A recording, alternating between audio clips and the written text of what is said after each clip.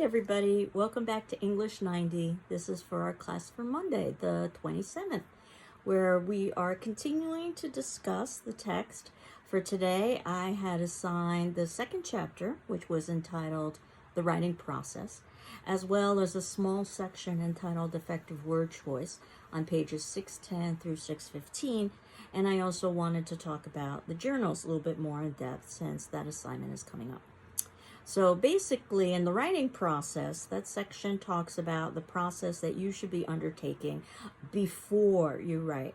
Now, remember, we had talked about this in terms of reading, that rather than reading something immediately, we should engage in some pre-reading techniques, such as skimming and perhaps reading the first paragraph, the first sentences of all of the following paragraphs, the last paragraph, to look for anything that might capture our eye, such as a bolded or an italicized word, or perhaps it's a chart or a graph or some sort of a picture. In other words, to help prepare us for reading. It's the same with writing.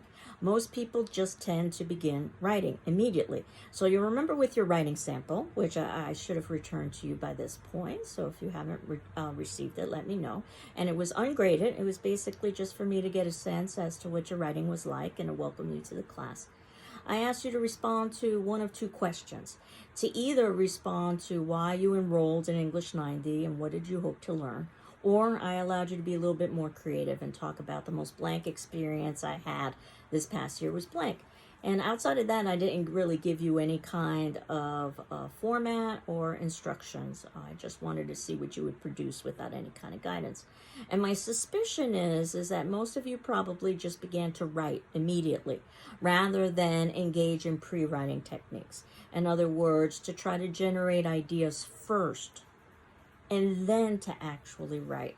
And it's a much simpler exercise and it's a more time-effective exercise if you spend some time with pre-writing activities. And that's what the writing process talks about on pages 24 to 51. And there are 4 exercises that they recommend, and you can mix and match them. The first being free writing, the second being listing, the third being clustering, and the fourth being outlining. And you can see that I have this indicated in the notes below.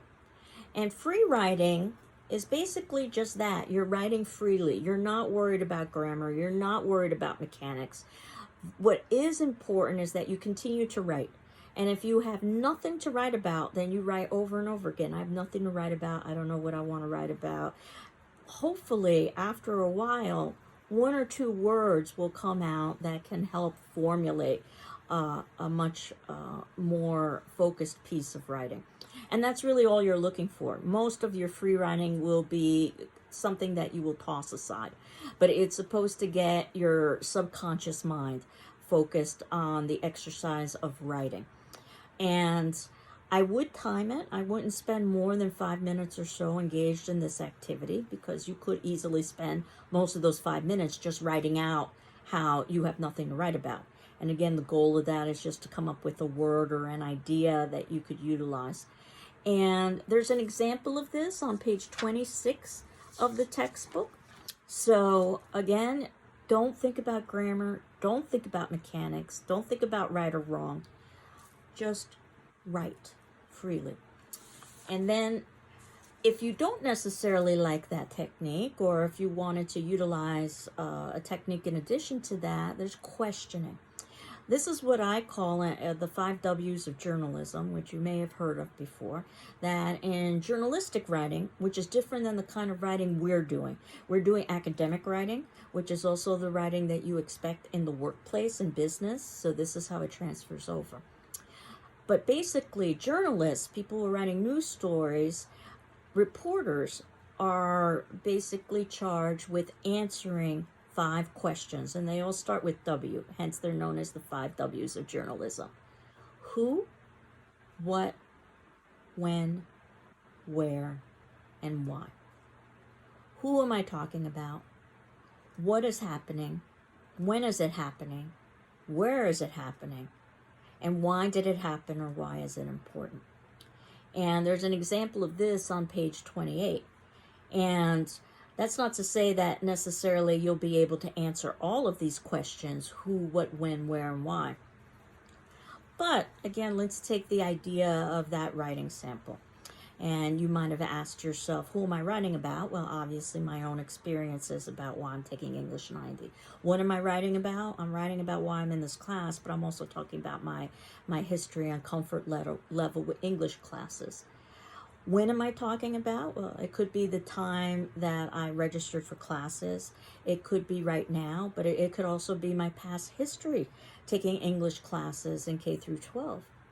Where am I writing about? Well, you're probably talking about your experiences at GCC, but you might want to also talk about experiences in other educational or non-educational institutions associated with writing.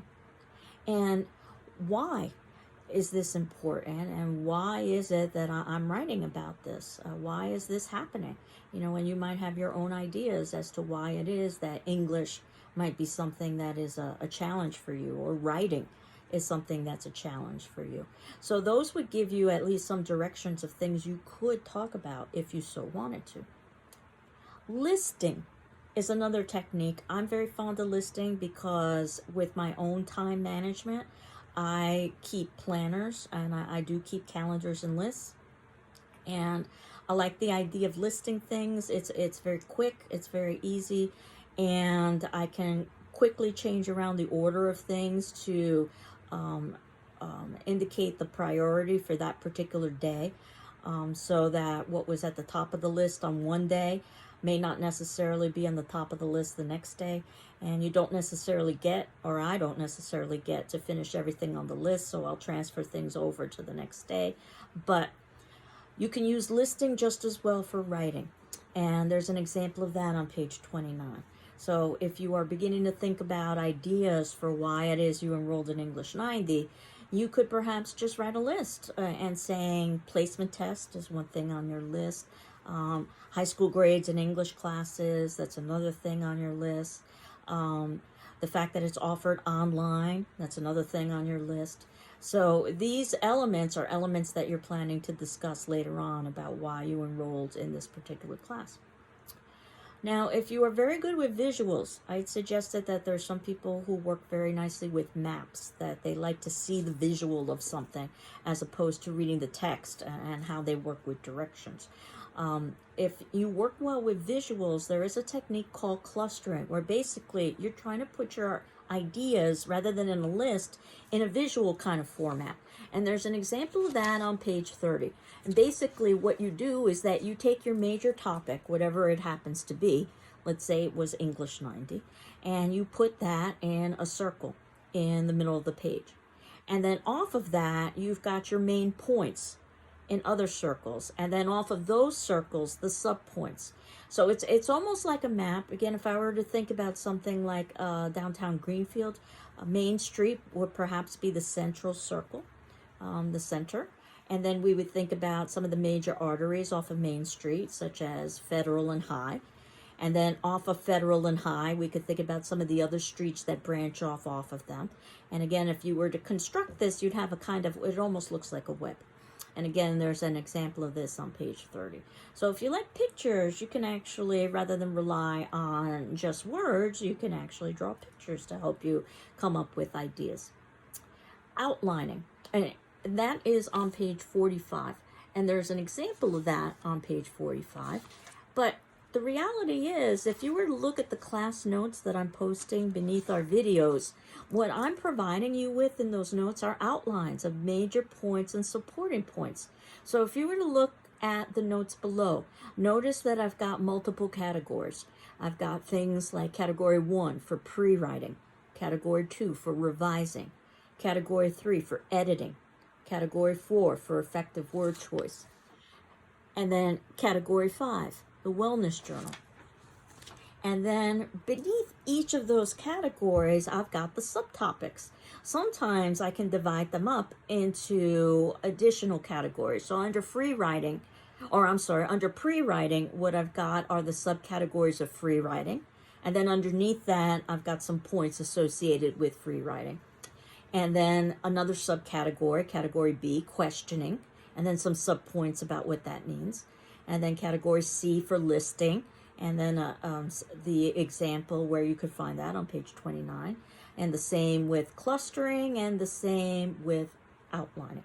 And then when I move to the revision section, section 2, revising, you can see that I don't have as much content, so I didn't need to have subcategories. I just have, it's just one minor point about that you can see the questions on page 36.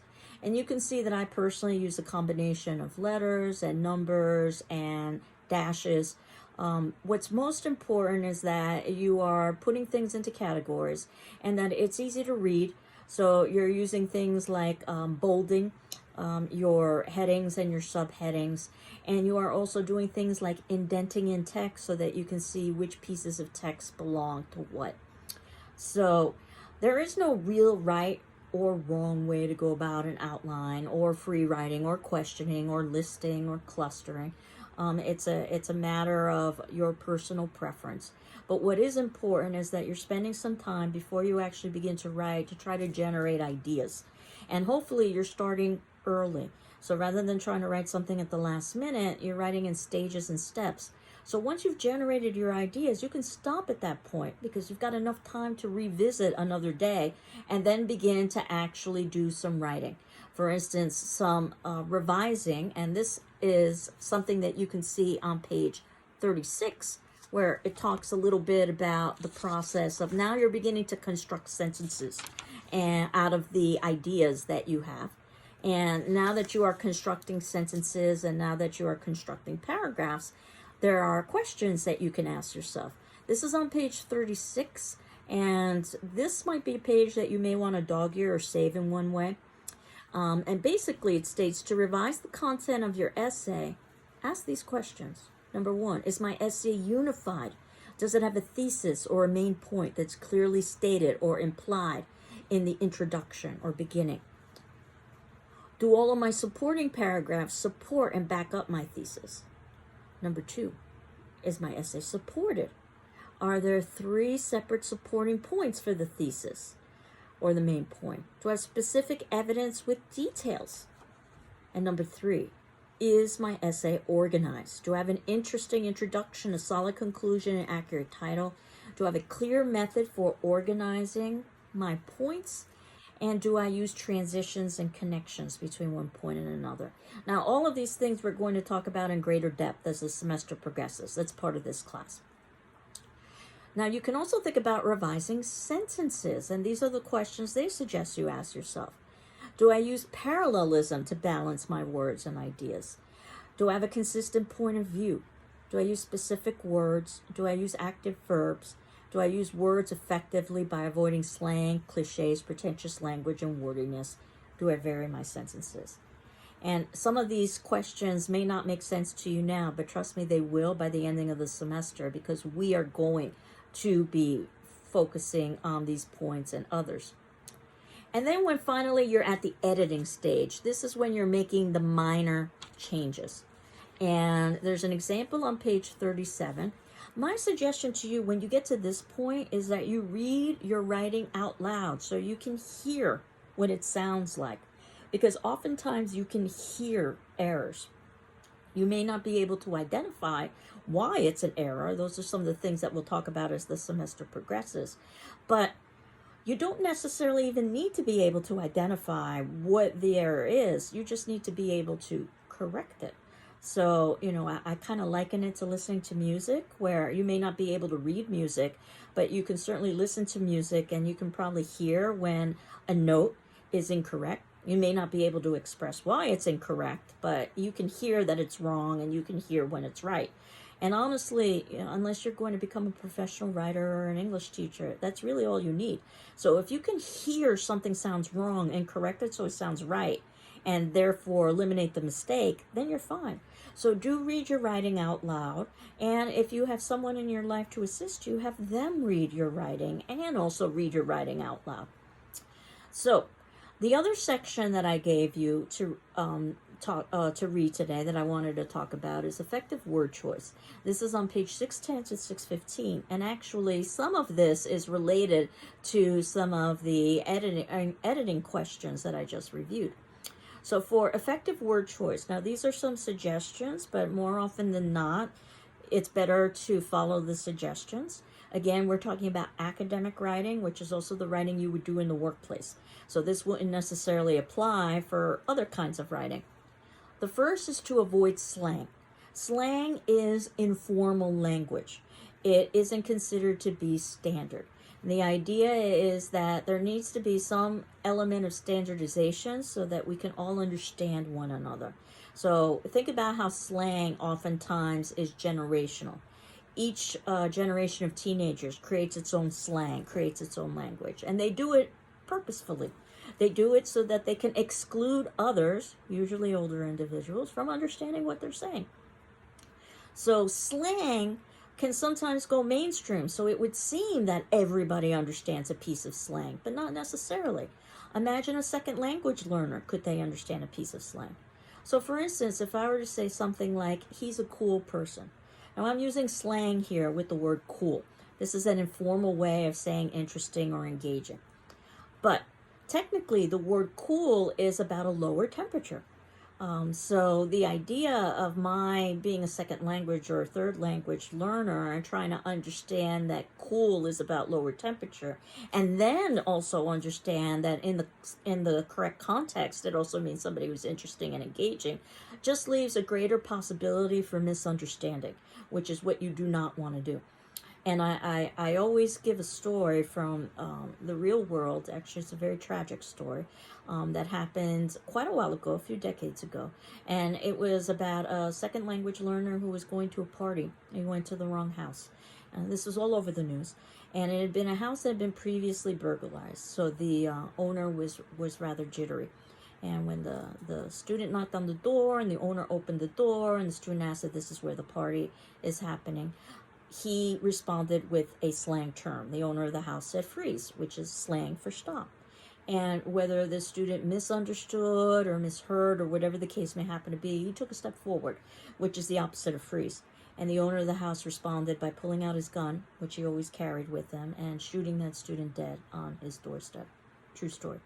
And illustrating how deadly misunderstanding can be, which is why it's important to have standardization in language. That said, we obviously speak very differently than we write. There is such a thing as the language of the streets. And in this instance, it's very important to know what freeze means, because if someone tells you to freeze, especially someone who's holding a gun, then what you need to do is stop, even though that is a slang term. But again, if you were writing from an academic perspective, you wouldn't be using the term freeze in that way. You would be using it in relation to a liquid becoming a solid at a particular temperature. You also want to avoid cliches. These are overused expressions that no longer have any real creativity associated with them. Things like the grass is always greener on the other side of the lawn, it's raining cats and dogs, dead as a doornail, things of that nature. That we use them in common language, but basically, again, if we were writing, we want to be a little bit more creative. So rather than saying it's raining cats and dogs, saying it's raining heavily, to try to say it in a more unique way. To avoid pretentious words that are unnecessarily complex. In other words, the temptation to go to the thesaurus and to find the longest word possible to express something. Remember, the whole point of writing is to communicate. So if your language is getting in the way of communicating, then you aren't doing a good job of writing. So sometimes simple is better. It's I think of some of the sentences I've seen in the past, like I detected smoke in the atmosphere. And it's, no, you detected smoke in the air. But for whatever reason, this writer didn't want to write air, probably because it was too simplistic, and they said atmosphere, but that's really not the correct use of the word. So what you want to do is to make sure first that you are conveying meaning accurately. Now, that's not to say that you can't experiment with language and try to become more sophisticated, but you don't want to use language that's going to obscure meaning. And contractions. Now, this is something that was not necessarily included in the text, but I always talk about with my students because I was schooled in a very formal way. And we were told to avoid contractions. Basically, this is the shortened form of where you take two words and you turn them into one and you're using an apostrophe. Something like the words do not, but we can contract that, make it smaller and say don't, D-O-N apostrophe T. Again, we do this all the time in our language, and that's perfectly fine. But again, writing is different than speaking, as we've already talked about. And I suggest that you avoid it just because it's considered to be not quite as formal. And again, when in doubt, usually being conservative is best. So words like don't and can't and won't, better to write them out. Do not, cannot, will not. If you have trouble doing this, don't stop yourself from the way you would normally write, but then when you get to the editing stage, you can go through and identify all of the contractions and just change them over into two words. And wordiness, which I can say is my personal biggest challenge as a writer, so English teachers have challenges as well, using more words or more language than necessary to express an idea. So you want to try to be as concise as possible. And generally speaking, if you can say something in fewer words and not sacrifice its meaning, you're better off saying something in fewer words. I know that students are sometimes hesitant about doing this because they lose length. But trust me, the length of your writing is supposed to come from content, not from unnecessary language. So there isn't reason to use a lot of words. And in fact, you'll see this when I begin reading your writing, that oftentimes I might cross out unnecessary words or rephrase things where you might have said something in 4 words and I can say it in 2. And while it doesn't sound like a big deal, it adds up. So by the ending, the idea is that you're using only the language that's necessary in order to express your particular thought. Which gets us to the point of the class where we are going to be submitting in some writing. And that's where the wellness journal comes into play. I do want to talk about formal writing assignments, but we haven't gotten to that point yet. But since we're still at the beginning of the semester, I also wanted to give you some practice with writing, even though we haven't talked necessarily about some of the specific rules associated with writing. So that's where the wellness journal comes in, where I'm going to be providing you with an article and then asking you to read that article. And in one way or another, it's going to be associated with wellness. And then I'm going to ask you to write a summary and a response. Now, there are lots of different ways to go about writing summaries and writing responses. And keep in mind some of the pre-writing techniques that we had talked about as well. That you could read the title. You could read the first and last paragraph. You could read the first sentences of all of the other paragraphs. Anything that's bolded or highlighted. But the point is to try to identify the main points. Things like title, things like author, things like thesis. What is the particular point of this particular reading, and what are some of the details and evidence used to support that? And while you could do this in an outline form, I'm asking you to do it in sentences so I can begin to look at your sentences and begin to give you some feedback with your writing, even though, again, some of that feedback isn't necessarily something that we've talked about yet, but eventually we will be talking about. So I wanted to give you some comments on your sentences and your actual grammar. So the first article that I had selected is entitled Grief and COVID-19, Mourning Our Bygone Lives. And this is an article that actually is posted on the GCC Wellness Center site.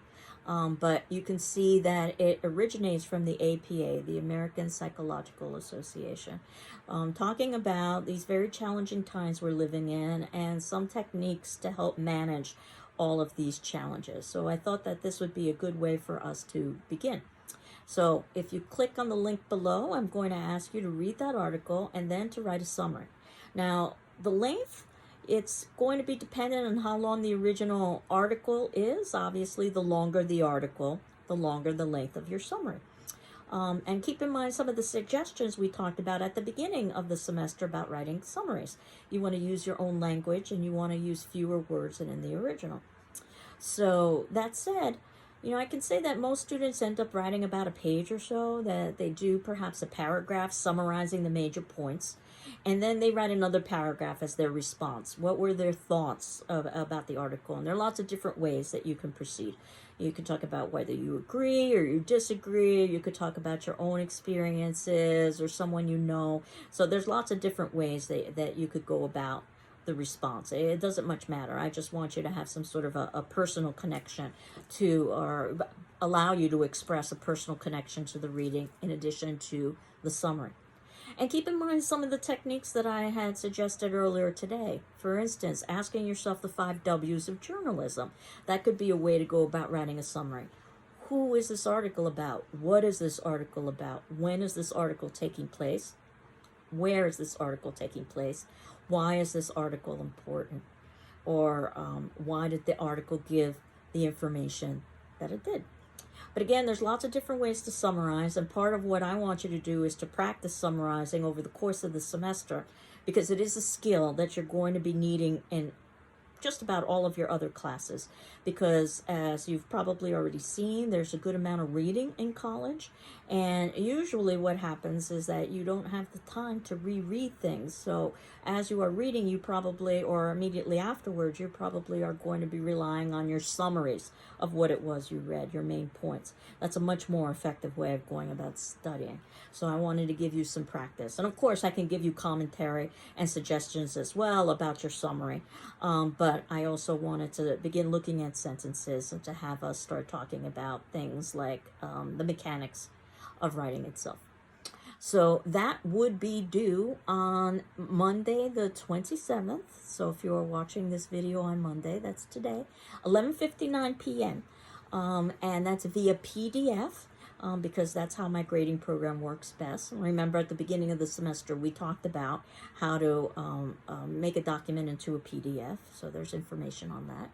And send that to my email, ruiz@gcc.mass.edu, because that works best with my grading program.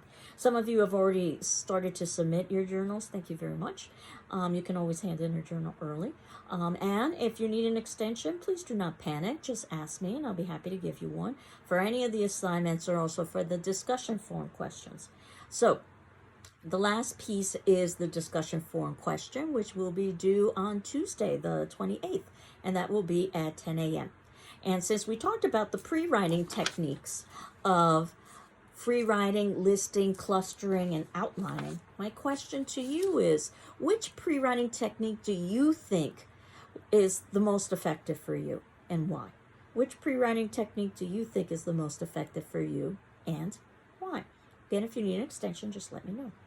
So I hope you're doing well. I'm doing well. And we will continue on next class talking about the writing process and how to go about writing an academic essay. Take care. Bye-bye.